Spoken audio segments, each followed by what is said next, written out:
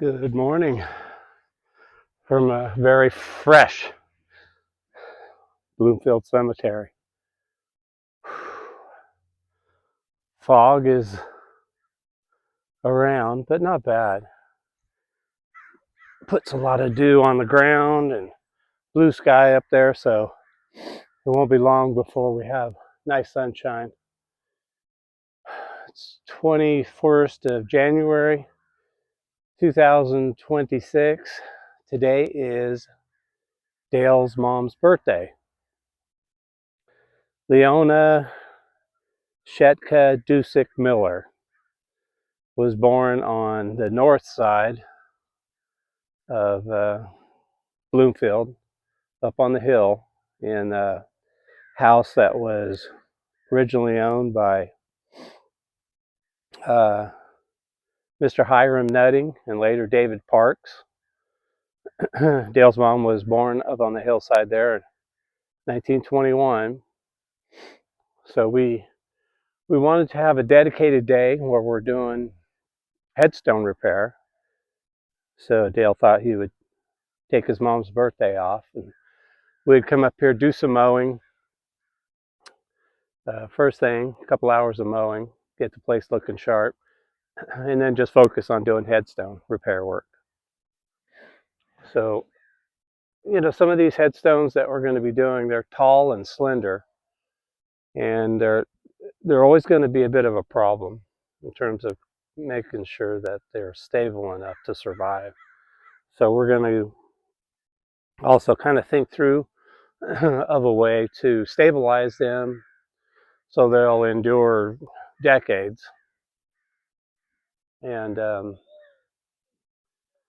yeah, so that way we don't have to repeat what we do, a decade or two later. Hopefully they'll stick around long after our time. So I'm going to also document some of our repair work as we go.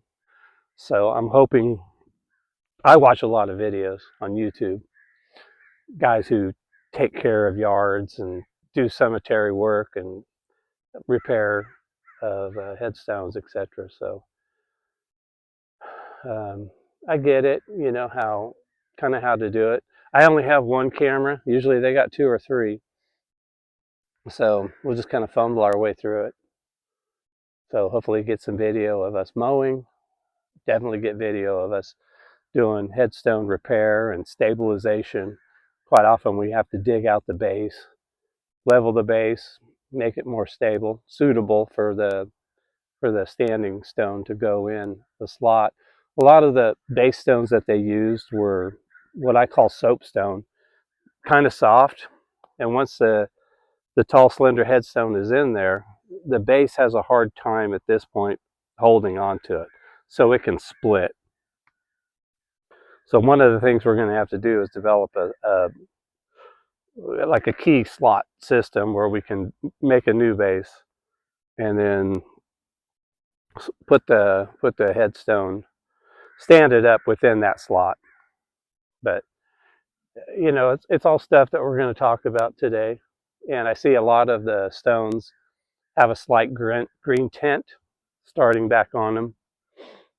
So we'll definitely be utilizing D2 probably in February or March when we have a definite string of dry days, to be sure the D2 has plenty of time to work before it gets washed off of there. So happy to be here, sitting on what's kind of becoming one of my favorite family plots, that of the Knapp family. Abner Henry Knapp. Boy, is it history, digging into the history develops. That man had so much to do with the development of town, being a blacksmith and a carriage maker, and his brother James and Abner's sons, which General Washington who would later be the store owner. He'd be the first person to move into the Mason Lodge in 1877, just after it was completed and the dedication.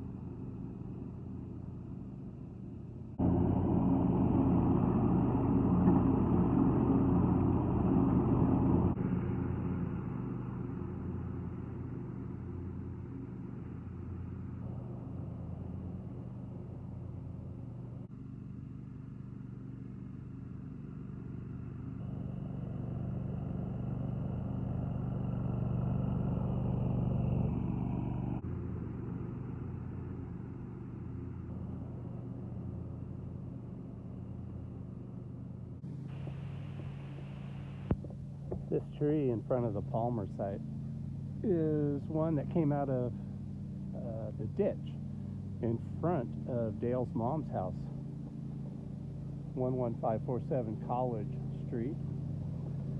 And this tree was transplanted here probably about 15 years ago, and it's a plum tree. I believe it's a plum tree. When I dug it out of the ditch, it was probably a foot or two shorter, but it was also thinner. But it just goes to show that how slow things grow at the cemetery. And in the springtime, it will bloom and get all of its leaves on there. So that's the origins of that tree. It came out of the ditch in front of Dale's mom's house about 15 years ago. So hopefully it'll continue to grow slow and be here for 100 years in a spot where it causes no problems.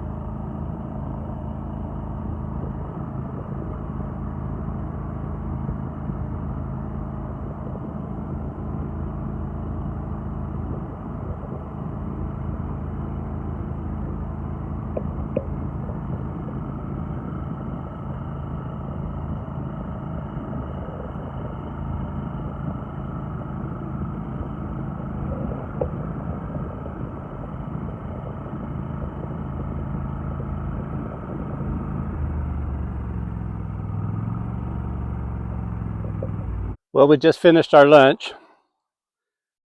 Another fine lunch from Valley Ford Market. The sun's come out. It's made it quite pleasant today. After a couple hours of mowing, we have the place completely mowed with the sun on it. It really does look like carpet. Nice soft breeze blowing out to the west. We're about to start doing some headstone repair. So I'll walk us over to the first stone we're going to do.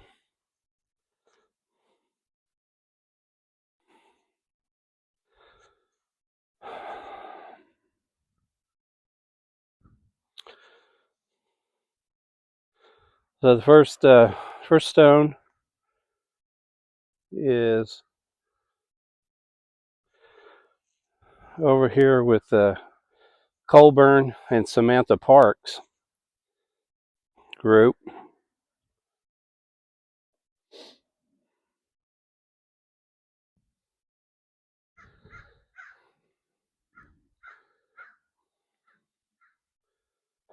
So all these children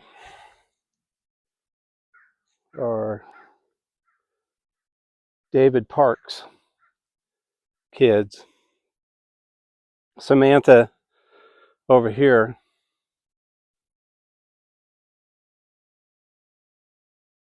she married Harvey Colburn.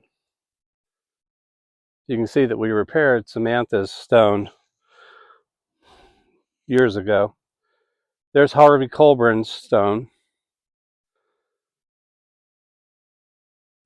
And then Samantha's siblings are all lined up right here. Letitia was 11 years, 3 months, 12 days. Irina, she was, she appears to be like 4.5. She was born in 58, passed away in 62. And then David, he was, okay, so he was born June 13th, 1867, and he passed away September 6th, 1867. And the stone we're going to repair is right here on the end.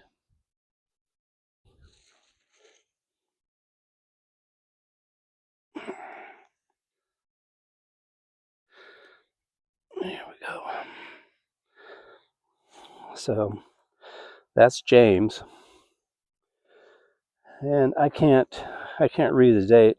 I see his birth is 69.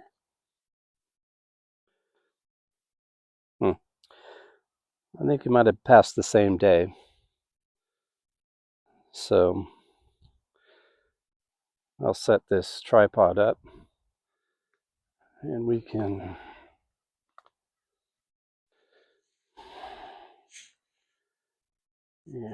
we'll adjust it down.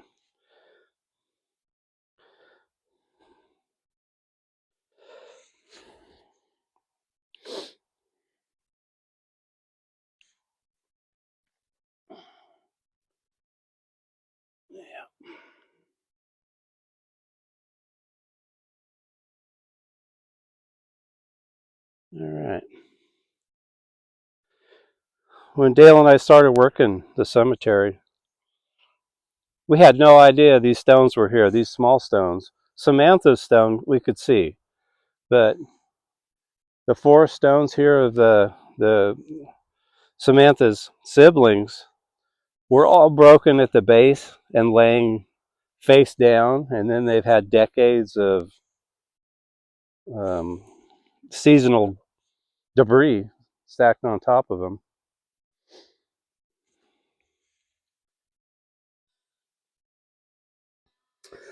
All right, so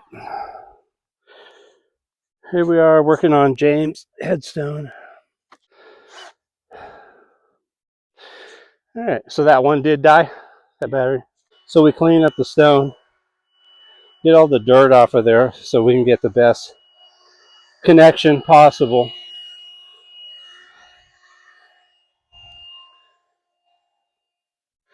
There's our epoxy, second part of epoxy.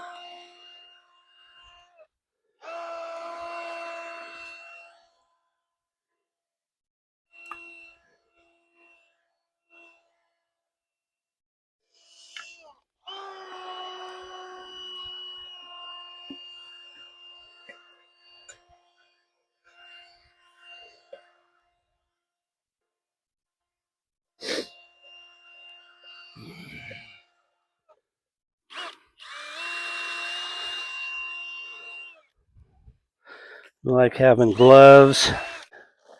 Solo cup.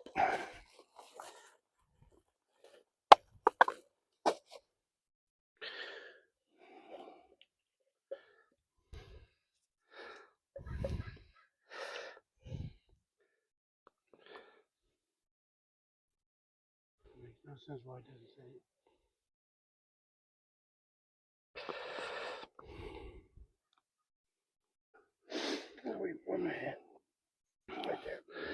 Yeah, most of the times the stone will go to its home, like it has a puzzle piece pattern to it. So then it's just a matter of like holding it for a while. This stuff sets up pretty quick,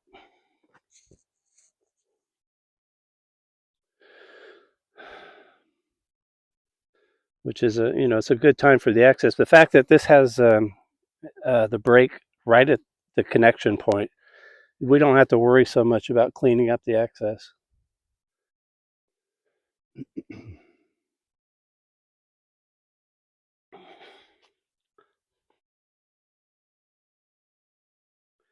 would just make it easier for stability wise while it's setting up.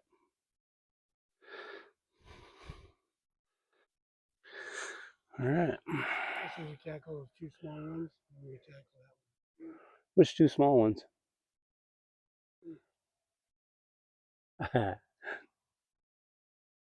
Cockerel? Yeah. Okay. Because I see you pointing over there, and I'm thinking, I'm fully aware that there's one over there that weighs about 300 pounds. Well, yeah, we're not doing that. Shall we eat that real quick up there? No, I'll be fine. That'll be fine. So we're heading to the top of the hill where Larkin Cockerel, he has a polished gray granite stone.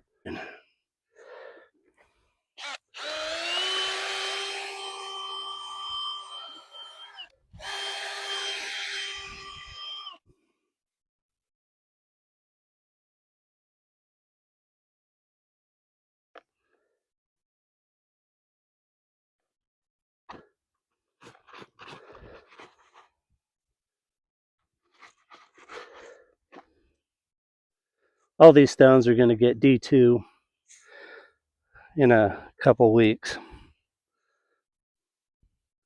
That'll clean them up nicely.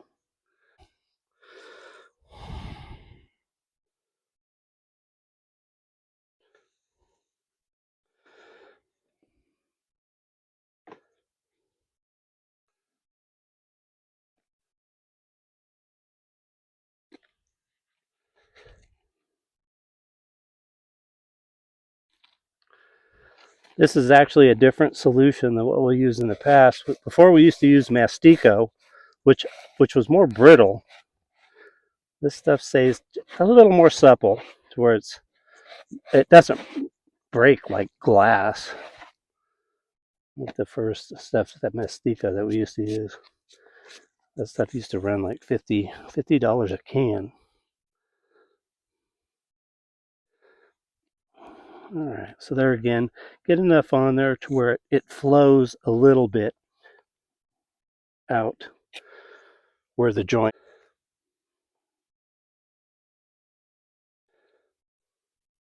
And sometimes when it's a sloped repair, the top stone sometimes tries to kind of creep down with gravity.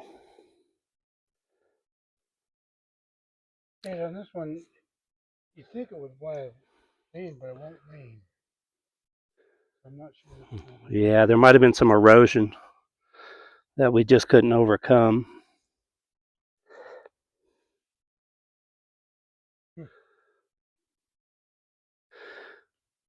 Some of these marble stones, when they've been broken for a long time and going through so many seasons of rain, sometimes they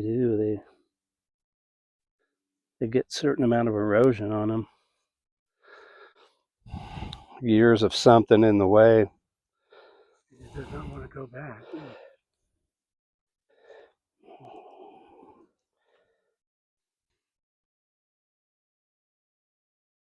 Let's see.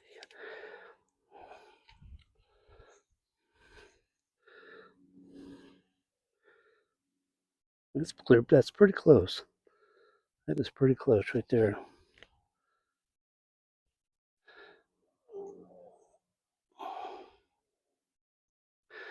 We can make micro adjustments on it until this stuff starts setting up, and it lets us know when it's no longer uh, movable.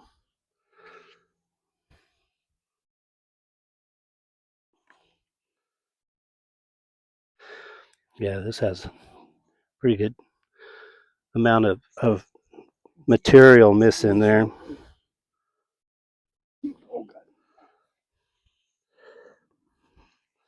That's why it's still nice to be able to do some headstone repair and then maybe go jump on the tractor for an hour.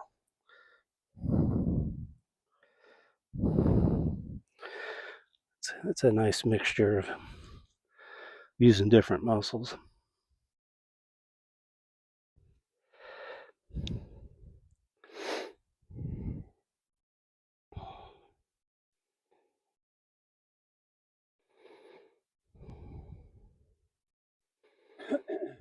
So obviously the date of William Cockrell's passing, he he was placed here later.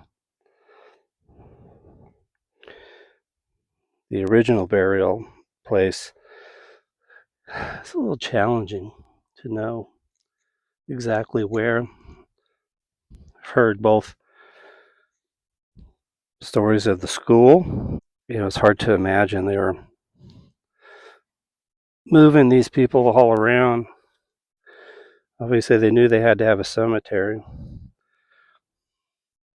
Rebecca Woodson's father, when he passed, he was placed in a cemetery that she describes as halfway between Bloomfield and Valley Ford on the southwest end of the Jones property, which is fine, but when she's communicating those instructions is nearly 50 years after her father passed away. So, of course, the Jones family continued to purchase property long after Rebecca's father was buried. So, while I can look at a map and see closely, close to Mr. Nutting's death date,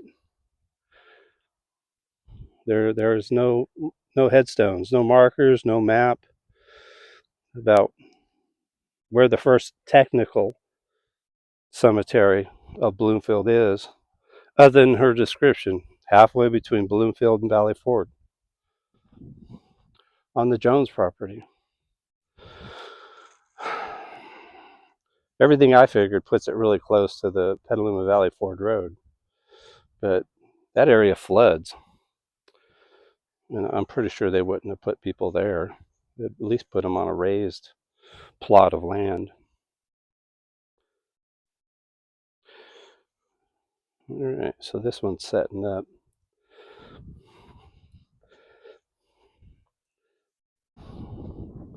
This is William's sister, Olivia McReynolds, but it was Olivia Cockrell.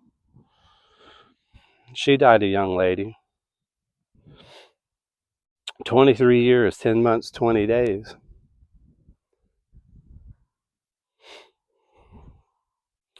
We have a picture of her, but Damie.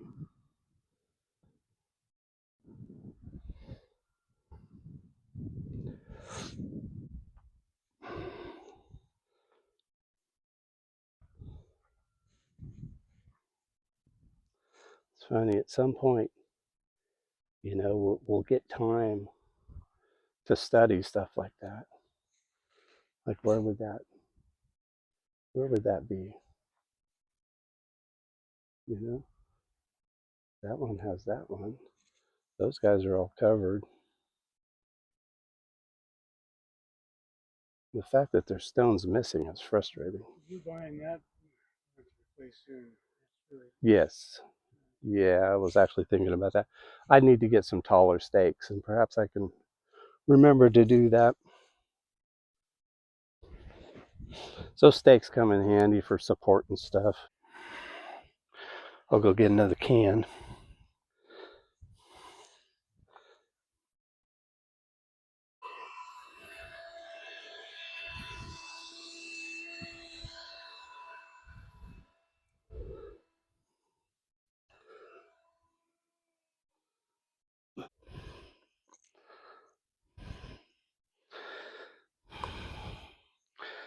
I like that this stuff doesn't dry up over the years. I think that Mastico used to just dry in a can.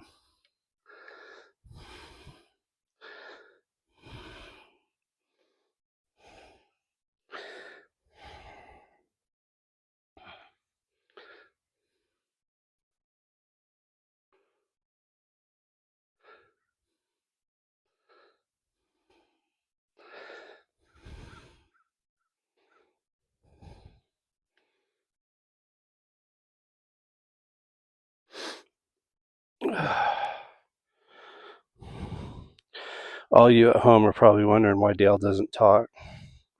He said he's going to be a deaf mute today.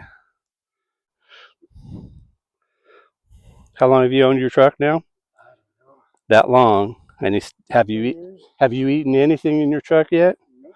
After 2 years?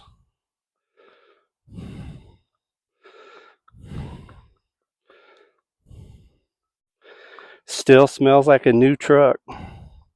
I reckon that's no accident.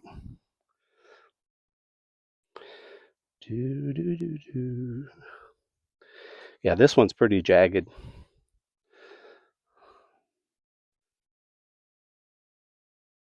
Pretty jagged.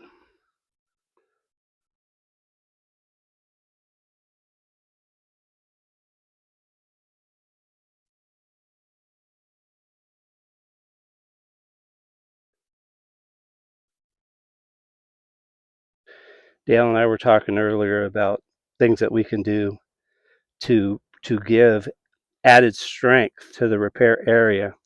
And there's an example of the school teacher, his headstone, where that was reinforced with a couple brackets on the corners, so that was 90-degree brackets.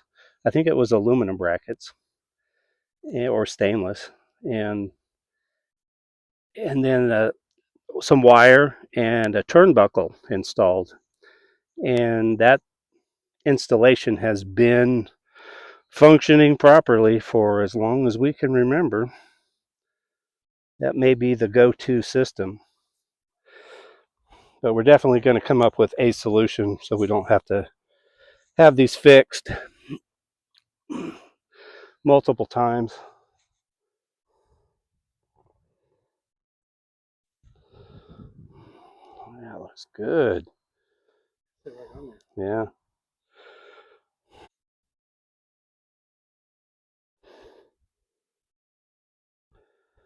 We'll lean it back just a little bit, which might create a little void.